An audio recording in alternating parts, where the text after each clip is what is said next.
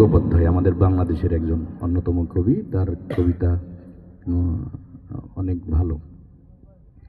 আমরা অনেক সময় মানে বিধর্মী কবি দেখলে একটু নাক ছিটকাই। আসলে ওই সাহিত্য চর্চা বা শেখার জন্য বিধর্মী কবিদেরও কবিতা চর্চা করা যায়, তাই না? আমরা নাও সরব ক্লাস করার সময় ওই ইসলামের আগের যুগের কবিদের কবিতা দিয়ে চর্চা করছি না? ইমরুল কায়েস না, সে তো মুসলমান ছিল না, তাই না? মানে ছিল বলতে ঈসা আলাইহিস সালামের ধর্মেরও নাই, আমাগো ধর্মের না, তো সেই হিসেবে আর কি। তো ওনার একটা কবিতা আছে, কেউ কথা রাখেনি। তো প্রথমে এই কবিতাটা আবৃত্তি করব, পরবর্তীতে এই কবিতাটা আমি বরিশালের ভাষায় তর্জমা করে শোনাবো আপনাদের, ঠিক আছে? তো মূল কবিতাটা এরকম: কেউ কথা রাখেনি, 33 বছর কাটলো, কেউ কথা রাখেনি।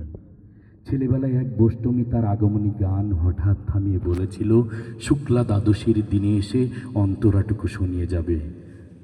তারপর কত চন্দ্রভোগ অমাবস্যা পার হলো, সেই বষ্টমী আর এলো না। 25 বছর প্রতীক্ষায় আছি। মামা বাড়ির মাঝি নাদের আলী বলেছিল, বড় হও দাদা ঠাকুর, তোমাকে আমি 3 প্রহরের বিল দেখাতে নিয়ে যাব, যেখানে পদ্ম ফুলের ডগায় সাপ আর ভ্রমর খেলা করে। নাদের আলী, আমি আর কত বড় হব? আমার মাথা ঘরের ছাদ ফুঁড়ে আকাশ স্পর্শ করলে তারপর তুমি আমায় 3 প্রহরের বিল দেখাবে? একটাও রয়্যাল গুলি কিনতে পারিনি কখনো। লাঠি লজেন্স দেখিয়ে দেখিয়ে চুষেছে লস্কর বাড়ির ছেলেরা। ভিকিরির মতন চৌধুরীদের গেঁটে দাঁড়িয়ে দেখেছি ভেতরের রাস উৎসব। অবিরল সুন্দরের ধারার মাঝে সুবর্ণ কঙ্কন পরা ফর্সা রমণীরা কত রকম আমোদ হেসেছে, আমার দিকে ওরা ফিরেও চায়নি। বাবা আমার কাঁধ ছুঁয়ে বলেছিল, দেখিস একদিন আমরাও। বাবা এখন অন্ধ, আমাদের দেখা হয়নি কিছুই।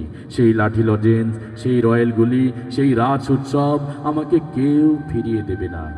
বুকের মধ্যে সুগন্ধি রুমাল রেখে বরুণা বলেছিল, যেদিন আমায় সত্যিকারের ভালোবাসবে সেদিন আমার বুকেও এমন আতরের গন্ধ হবে। ভালোবাসার জন্য আমি হাতের মুঠোয় প্রাণ নিয়েছি, দুরন্ত ষাঁড়ের চোখে বেঁধেছি লাল কাপড়, বিশ্ব সংসার তন্ন তন্ন করে খুঁজে এনেছি 108টি নীলপদ্ম। তারপরও কথা রাখেনি বরুণা। এখন তার বুকে শুধুই মাংসের গন্ধ। সে এখন যে কোনো নারী। কেউ কথা রাখেনি, 33 বছর কাটলো, কেউ কথা রাখে না। এটা হলো মূল কবিতা। এটা যদি বরিশালের ভাষায় তর্জমা করা যায় তাহলে হবে এরকম: কেউ কথা রাখে নাই, 33 বছর শেষ করে পারি গেলে, কেউ কথা রাখে নাই। মোর কুট্টি গেলে এক বষ্টমী হের আগমনী গান আসুককে থামাই দিয়ে মোদ্দারে বলছিল, হুকলা দাদু সে দিনেই হ্যাসেল লাইন কটা উনিই যাইবে। এই এরপর কত চন্দ্রভোগ আমাবস্যা ফেরে পারই গেল, এই মাতারিটার কোনো খবর নাই। 25 বছর পথ চাইয়ে রয়েছি। মোর মামুর বাড়ির মাঝি নাদের আলী, হের বাপের নাম কাদের আলী, হ্যাঁ মোরে বলাইয়ে বলছিলে, বড় দাদা ঠাউর ডাঙ্গরাও, এরপরে তোমার মুই 3 প্রহরের বিল দেখার নিয়ে যাবো, জিনিস পদ্ম ফুলের ডগায় আবার বেমরুল খেলা হরে। এ নাদের আলী, মুই আর কত বড় দুদু, মোর মাথায় ঘরে 7 ফুট হইয়া আসমানে যায় ঠেকলে, এরপর তুমি মোরে 3 প্রহরের বিল দেখার নিয়ে যাবো, তাই না? এ কেউ রয়্যালগুলি কিনতে পারিনি এই জীবনে। লাঠি লজেন্স দেখা দেয় চড়ছই লস্কর বাড়ির গোলাপান। খয়রের দিকে নাগাল ওই চৌধুরীকে গেটে খাড়াই খাড়াই দেখছি মধ্যে রাস উৎসব। অবিরল সুন্দরের মাঝে ফর্সা ফর্সা মাতারিরা কত রকম আমদে আসছে, মোর দিকে কেউ ফিরেও চাই নাই। মোর বাহে বা মোর কান্দে হাতরিকে বলছিলি একদিন মোরাও। মোর বাহে হন কানা দেখতে আরে না কিছুই। এই লাঠি লজেন্স, এই রয়্যালগুলি, এই রাজ উৎসব মোরে কেউ ফিরিয়ে দেবে না।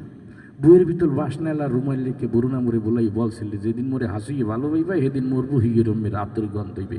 ভালোবাসার জন্য মুই পরানটা হাতের ভিতর লইছি, বলদা সারের সহে বানছি লাল কাপড়, আঙ্গা দুনিয়া তালাশ করে লইছি 108টা নীলপদ্ম। এরপর মাতারি কথা রাখে দেই, হের বহে এখন খালি গোষ্ঠের গন্ধ। হ্যাঁ যে কোনো মাতারি, কেউ কথা রাখে নাই। 33 বছর স্যাত করিয়ে পারি গেলি, কেউ কথা রাখে না মেয়া ভাই, কেউ কথা রাখে না।